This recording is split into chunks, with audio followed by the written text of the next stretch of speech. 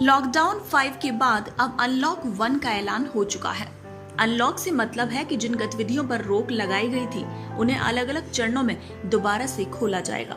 केंद्रीय गृह मंत्रालय ने शनिवार को देश के कंटेनमेंट जोन में लॉकडाउन 30 जून तक बढ़ाने की घोषणा की। नई गाइडलाइन को 3 फेज में बांटा गया। फेज 1 में है कि 8 जून से सभी धार्मिक जगहों, hotel, restaurant, hospitality service, shopping mall को खोलने की अनुमति होगी। इस संबंध में केंद्र सरकार जल्द ही गाइडलाइन जारी करेगी। फेज 2 में राज्य और केंद्र शासित प्रदेशों के साथ सलाह करके दूसरे फेज में स्कूल, कॉलेज, शैक्षिक और ट्रेनिंग संस्थान खोले जाएंगे और फेज 3 स्थिति का आकलन करके international air travel, metro rail, cinema hall, gym, swimming pool, entertainment park खोले जाने की तारीख तय की जाएगी। सबसे राहत की बात यह है कि 2 राज्यों के बीच और राज्य के अंदर लोगों और सामान की आवाजाही पर कोई पाबंदी नहीं होगी। इसके लिए अलग से कोई अनुमति या परमिट लेने की जरूरत नहीं होगी। इसके बावजूद अगर राज्य पब्लिक हेल्थ और आकलन के मुताबिक लोगों की आवाजाही को रेगुलेट करना चाहते हैं तो इससे संबंधित पाबंदियों को वो पहले बताएंगे और इन पाबंदियों के अच्छे तरीके से प्रचार भी करना होगा। यानी अब दिल्ली से किसी को राजस्थान या फिर गुजरात जाना हो तो किसी प्रकार के परमिट की जरूरत नहीं होगी, बशर्ते राज्य ने कोई पाबंदी लागू ना की हो।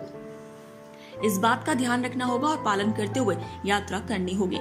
अब लॉकडाउन के संबंध में राज्यों को यह अधिकार दे दिया गया है। इस आवाजाही के दौरान रात के कर्फ्यू का भी ध्यान रखना होगा। केंद्र सरकार की नई गाइडलाइन के मुताबिक देश भर में रात 9 बजे से सुबह 5 बजे तक कर्फ्यू रहेगा। इस दौरान सिर्फ जरूरी सेवाओं और सुविधाओं के लिए बाहर जा सकेंगे। केंद्र ने स्थानीय प्रशासन से धारा 144 लागू करने के लिए कहा है। अब एक और बात, पैसेंजर ट्रेन, श्रमिक ट्रेन, घरेलू उड़ान सेवा, विदेशों में फंसे भारतीयों को वापस लाना, विदेशी नागरिकों को वापस भेजना जैसी गतिविधियां जारी हैं। एसओपी के मुताबिक चलती रहेंगी ये गतिविधियां। कोई भी राज्य पड़ोसी देशों के साथ क्रॉसलैंड बॉर्डर ट्रेड के तहत आने वाले सामान की आवाजाही नहीं रोकेगा।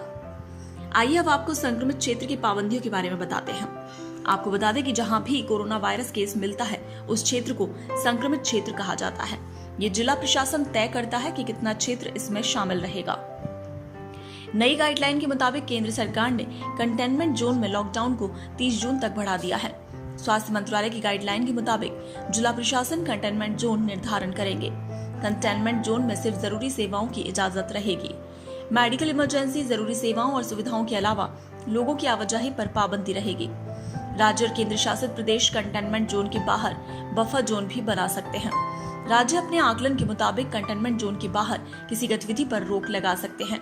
एक बार फिर से आपको बता दें कि पहले चरण में 8 जून से शर्तों के साथ shopping mall, restaurant, salon, hotel और अन्य आतिथ्य सेवाएं शुरू करने की अनुमति दी जाएगी। रात का कर्फ्यू जारी रहेगा, लेकिन जरूरी सेवाओं के लिए कोई कर्फ्यू लागू नहीं होगा। रात को 9 बजे से सुबह 5 बजे तक अब नाइट कर्फ्यू रहेगा। अभी तक इसका समय शाम को 7 से सुबह 7 बजे तक था। एक राज्य से दूसरे राज्य में जाने का प्रतिबंध पूरी तरह से हटा लिया गया है। राज्य में भी लोग एक जिले से दूसरे जिले में जा सकेंगे। सोशल डिस्टेंसिंग का पालन करना होगा। कहीं आने जाने से पहले किसी अनुमति की जरूरत नहीं। दूसरे चरण में स्कूल, कॉलेज, शैक्षिक प्रशिक्षण संस्थान खोल दिए जाएंगे। हालांकि ऐसा केवल राज्य सरकारों और केंद्र शासित प्रदेशों के साथ साथ स्कूलों, बच्चों के माता पिता और अन्य संबंधित पक्षों से विचार विमर्श के बाद ही किया जाएगा।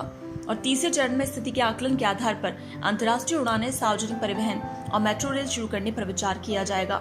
तीसरे चरण में सिनेमाघर, जिम, स्विमिंग पूल, मनोरंजन पार्क, थिएटर, बार के अलावा ऑडिटोरियम और असेंबली हॉल तक को भी खोलने की अनुमति मिलेगी। ब्यूरो रिपोर्ट, पत्रिका टीवी।